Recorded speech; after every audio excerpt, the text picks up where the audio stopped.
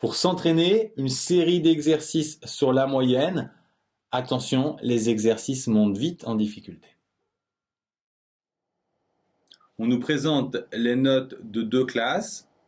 Les notes de la première classe se présentent sous la forme d'un tableau. Et pour la deuxième, on nous dit que les 10 meilleurs élèves ont une moyenne de 14,9, alors que le reste de la classe, 22 élèves, a une moyenne de 10,7. Quelle est la meilleure de ces deux classes? On va calculer la moyenne de chacune de ces classes. Pour la première, c'est très classique. On fait l'effectif fois chacune des notes, donc 1 fois 5, plus 5 fois 10, plus 3 fois 11, etc.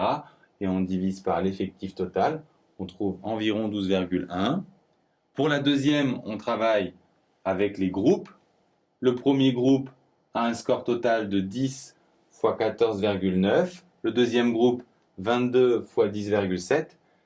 Ce qui nous donne le total de la classe. La classe a 10 plus 22, 32 élèves. On divise par 32 et on trouve une moyenne de 12. Donc la meilleure des deux classes, c'est la première.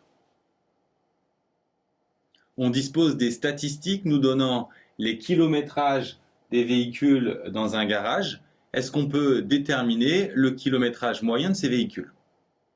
Bien sûr, même si on nous fournit des classes, on a vu qu'on peut prendre le milieu de chaque classe pour faire le même calcul que d'habitude, 242 fois 25, plus 181 fois 75, et ainsi de suite, et on divise par l'effectif total, 613, on trouve environ 76 100 km. Pourquoi cette valeur est-elle incertaine? Prenons par exemple la première classe. On a supposé dans ce calcul que la moyenne des véhicules de cette classe était de 25 000 km, mais rien ne nous dit qu'ils ne sont pas plus proches ou de 0 ou de 50 000. Donc, l'approximation est due au fait qu'on a pris le milieu de la classe pour la moyenne. Un problème un peu casse-tête pour finir. On a ici la moyenne de la classe et le nombre d'élèves de cette classe. On a également la moyenne des redoublants et on cherche la moyenne des non-redoublants.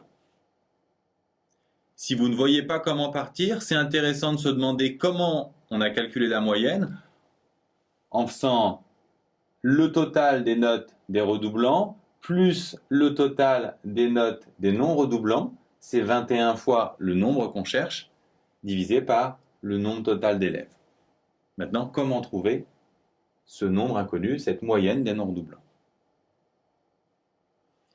Le total des notes obtenues par les élèves de la classe, c'est 340. Le total des redoublants, c'est 6 fois 14, donc 84. Si on fait la différence, ça veut dire 256 points pour les non-redoublants. Combien sont-ils? C'est facile. 27 moins 6, ils sont 21. Donc leur moyenne, c'est 256 divisé par 21, soit 12,19.